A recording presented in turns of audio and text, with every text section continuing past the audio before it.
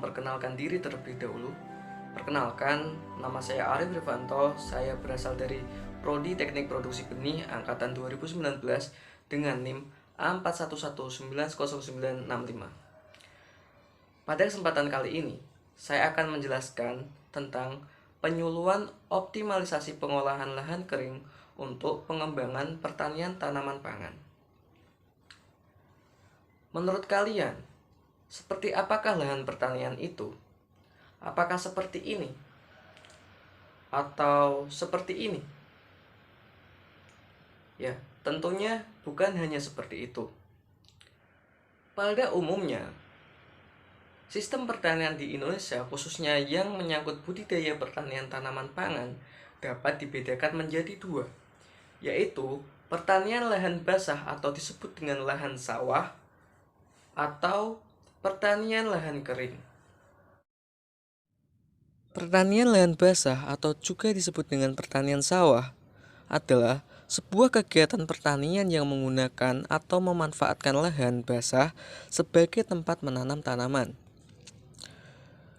Menurut Maltby tahun 1986 menyatakan bahwa pertanian lahan basah adalah sistemisasi agraris yang dominasi air sehingga dalam proses pembentukannya dilalui dengan vegetasi hidrofotik, hidrologi, serta tanah hidrilik. Ciri pertanian lahan basah yaitu 1. Memiliki kadar air yang tinggi. 2.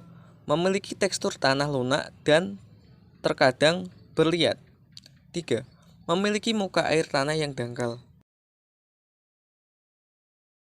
Sedangkan pertanian lahan kering merupakan aktivitas pertanian yang dilakukan di lahan kering, contohnya yaitu di lahan hutan. Ciri-ciri lahan kering adalah: pertama, variasi tanaman yang sedikit, biasanya hanya ada pepohonan dan semak belukar. Yang kedua, tekstur tanah pasir dan memiliki salinasi yang tinggi. Kondisi seperti ini menyebabkan petani kurang minat untuk melakukan aktivitas pertanian di lahan kering. Padahal, jika diterapkan oleh petani, lahan kering bisa menjadi tempat untuk mendapatkan penghasilan tambahan bagi petani. Masalah ini juga terjadi pada daerah yang saya survei, yaitu pada Desa Wangkal, Kecamatan Rejoso, Kabupaten Nganjuk. Dapat dilihat pada denah potensi wilayah seperti berikut ini. Dapat diketahui bahwa desa ini memiliki wilayah hutan yang sangat luas. Bahkan, luasnya wilayah hutan lebih besar daripada wilayah lahan pertanian yang ada di pemukiman penduduk.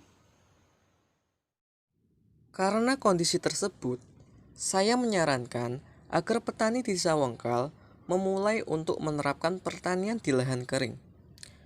Karena mengingat luas hutan yang berada di Desa Wangkal sangat luas, sehingga lahan kering tersebut dapat dimanfaatkan. Agar hasilnya lebih optimal, untuk wilayah hutan atau lahan kering yang cukup dekat dengan permukiman atau memiliki akses jalan yang mudah, sebaiknya ditanami jenis tanaman padi, gugu, dan jagung. Agar hasil panen tidak terlalu terpotong banyak untuk biaya transportasi. Sedangkan untuk lahan kering yang terletak jauh di dalam hutan dan memiliki akses jalan yang sulit, sebaiknya ditanami tanaman porang yang memiliki kecocokan pada lahan kering di hutan dalam dan memiliki harga tinggi, sehingga meskipun terpotong biaya transportasi petani masih mendapatkan keuntungan yang tinggi. Cukup sekian hal yang dapat saya sampaikan. Semoga hal sedikit yang saya sampaikan tadi dapat memberikan perubahan yang lebih baik kepada petani yang ada di Indonesia. Akhir kata, wassalamualaikum warahmatullahi wabarakatuh.